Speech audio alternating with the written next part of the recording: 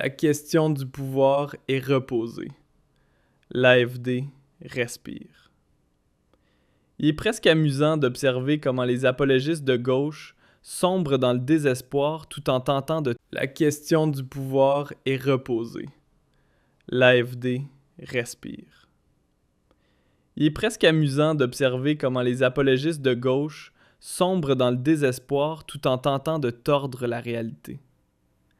La décision de Cologne ne sauve pas l'AFD, crie-t-il, alors même que les faits les dépassent. Ruprecht Polenz exige une procédure d'interdiction plus que jamais. Mais que leur reste-t-il d'autre? Le tribunal administratif de Cologne a interdit à l'Office de protection de la Constitution de qualifier globalement l'AFD de mouvement d'extrême droite avéré. Un coup dur pour ceux qui prétendent défendre la démocratie tout en la minant au nom de leur idéologie. Salutations cordiales à tous ceux qui, lorsqu'ils entendent le mot démocratie, ne pensent pas immédiatement à la censure. Pendant que l'élite de gauche s'agite dans ses tours d'ivoire, une question demeure. Pourquoi l'interdiction d'un parti est-elle la seule idée qui leur vient à l'esprit? Parce qu'ils savent qu'ils ne peuvent pas tenir dans une véritable compétition politique ouverte. La vérité est simple. L'AFD met l'establishment à nu, et cela leur est insupportable.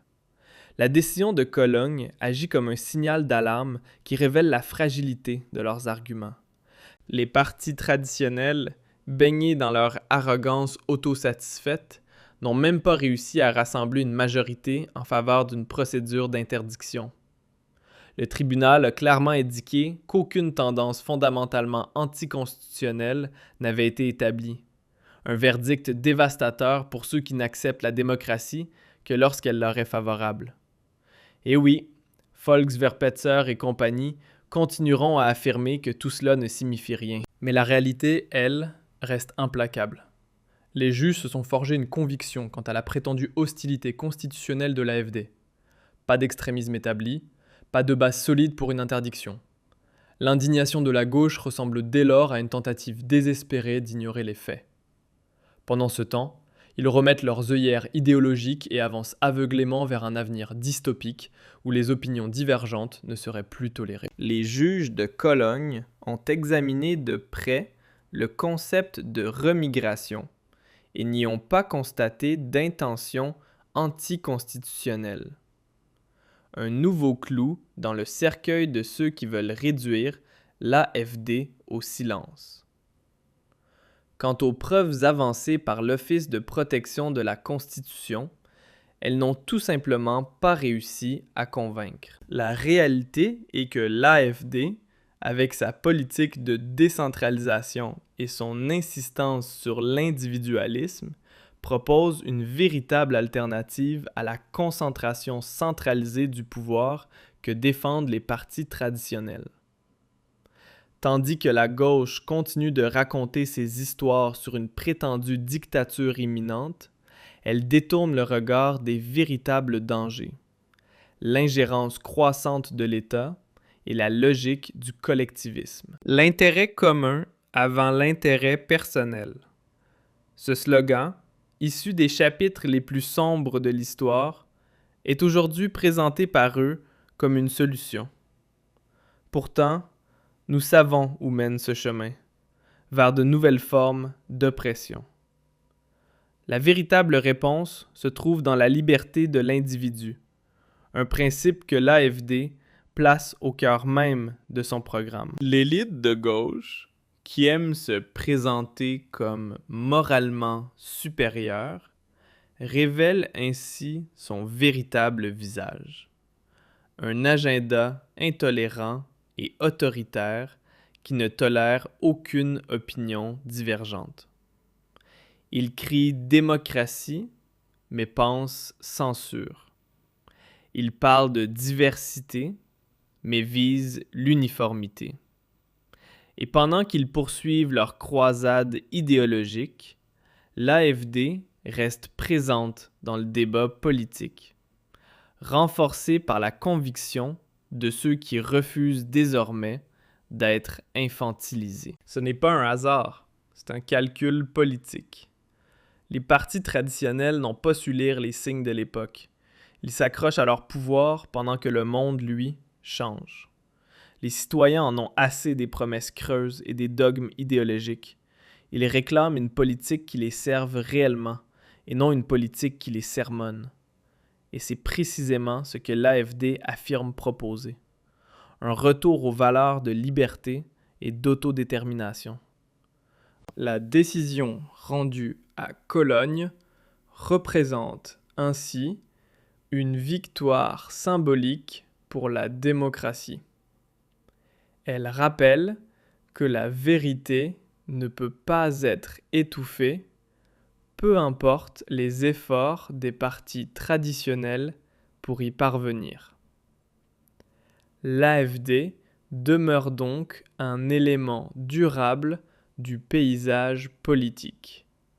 Un rappel constant que la volonté populaire ne peut être simplement ignorée. La gauche peut continuer à s'indigner, mais la réalité est qu'elle se retrouve engagée dans un combat qui, paradoxalement, la place face à la démocratie elle-même. Un combat qu'elle ne pourra pas gagner. Petite remarque au passage. La portée de notre contenu est limitée. Si ce sujet vous paraît important, soutenez la vidéo avec un like ou un commentaire. Pendant ce temps, l'indignation de la gauche semble atteindre des sommets, tandis qu'elle tente désespérément de tordre les faits et de nier la réalité. La décision du tribunal administratif de Cologne apparaît comme un revers sévère pour ceux qui pensent pouvoir affaiblir la démocratie derrière des œillères idéologiques. Que leur reste-t-il d'autre que de rester enfermés dans leur bulle? La réalité, elle, reste implacable. L'AFD ne peut pas être effacée du paysage politique d'un simple geste.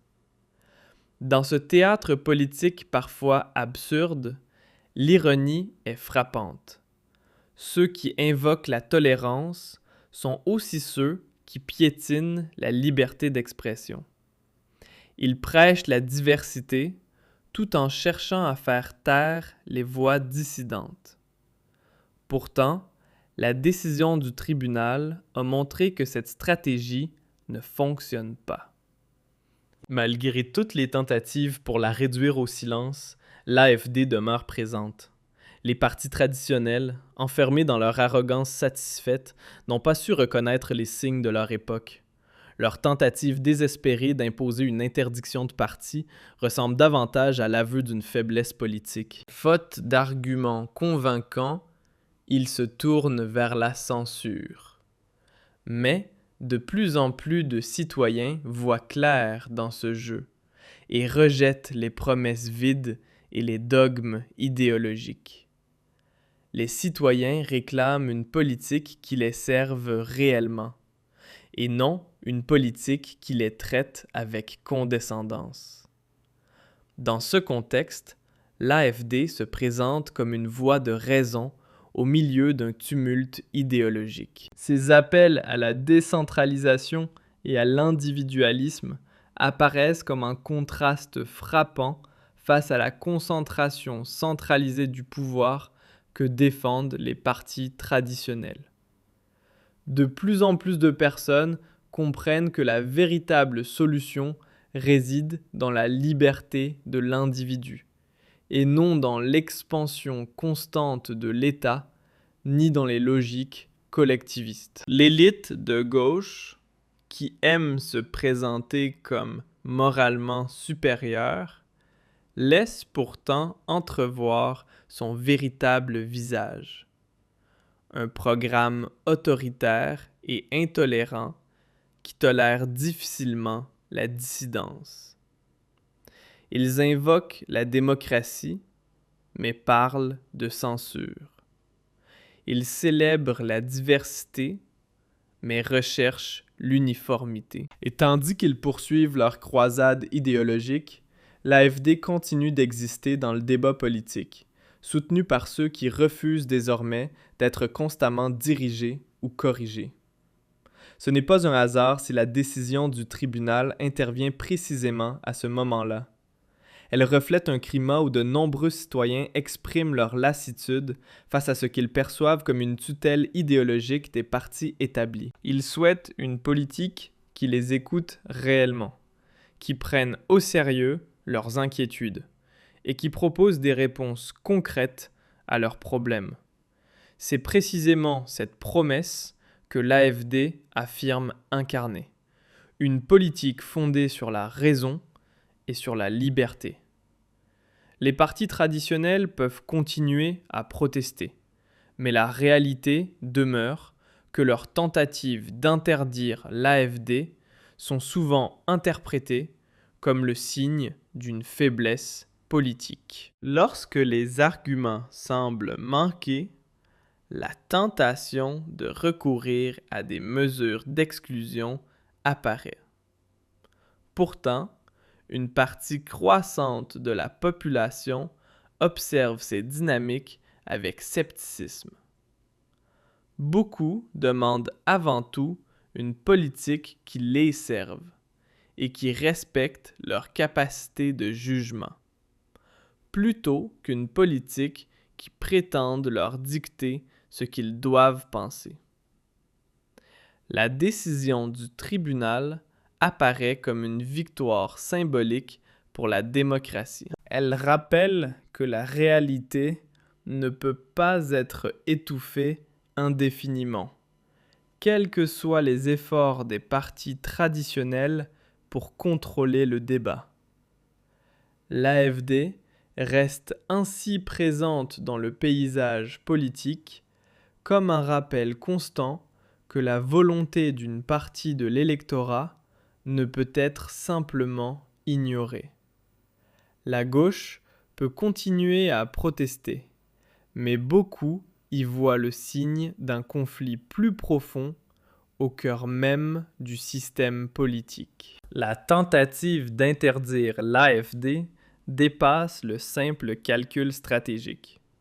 Pour certains observateurs, elle révèle une crise plus large dans la culture politique allemande. Pendant ce temps, les partis établis sont accusés par leurs critiques de ne pas avoir répondu aux préoccupations concrètes d'une partie de la population. Au lieu de cela, ils s'enfermeraient dans des affrontements idéologiques et chercheraient à préserver leur influence. Mais une partie croissante des citoyens affirme ne plus vouloir accepter cette situation. Ils demandent une véritable alternative politique. Une politique qui écoute leurs préoccupations et prétende défendre leurs intérêts.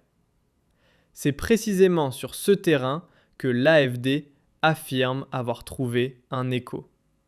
Elle met en avant une vision centrée sur la liberté individuelle et l'autodétermination, qu'elle oppose aux tendances plus centralisatrices des partis traditionnels. Son discours sur la décentralisation et l'individualisme séduit notamment ceux qui disent en avoir assez de l'ingérence de l'État et des politiques perçues comme trop directives. Ils aspirent à une politique qui leur laisse davantage d'espace pour prendre leurs propres décisions et organiser leur vie selon leurs propres choix. Petite parenthèse, et elle a son importance. Si vous pensez que l'État vous protégera automatiquement lors de la prochaine crise, regardez autour de vous. Beaucoup estiment que chacun doit aussi se préparer par lui-même. Sans plan ni préparation, certains craignent d'être pris au dépourvu. C'est dans cet esprit que certains proposent des systèmes de préparation aux crises, des programmes, étape par étape, censés aider à protéger ses finances, sa liberté et son mode de vie avant qu'il ne soit trop tard. Le lien est souvent placé dans la description. Et, selon leurs promoteurs, ignorer ces questions aujourd'hui pourrait être l'une des plus grandes erreurs à long terme. La décision du tribunal administratif de Cologne est perçue par certains comme une étape importante dans cette direction. Elle suggère que les tentatives des partis traditionnels d'écarter l'AfD par des moyens juridiques ne produisent pas l'effet attendu. Une partie de l'opinion publique exprime son rejet de ce qu'elle considère comme une tutelle idéologique. Beaucoup réclament davantage de liberté et de capacité de décision individuelle et se disent prêts à défendre ces principes. Dans ce discours, l'AfD se présente comme le porte-voix de ces valeurs, ce qui contribue à la positionner comme une force politique qui compte désormais dans le paysage allemand. Dans ce contexte, la décision judiciaire dépasse la simple portée juridique. Elle est interprétée par certains comme un signal politique, celui d'une lassitude croissante face à ce qu'ils perçoivent comme une orientation idéologique imposée par les partis traditionnels. De plus en plus de citoyens affirment vouloir une politique qui réponde à leurs attentes concrètes, une politique qui les serve, plutôt qu'une politique qui leur dicte la marche à suivre. C'est précisément cette possibilité que l'AfD affirme offrir à ses électeurs, ce qui explique pourquoi elle est désormais considérée par beaucoup comme un acteur politique sérieux en Allemagne. Les partis traditionnels peuvent tenter d'ignorer cette évolution, mais ils prennent alors le risque de sous-estimer une dynamique politique réelle.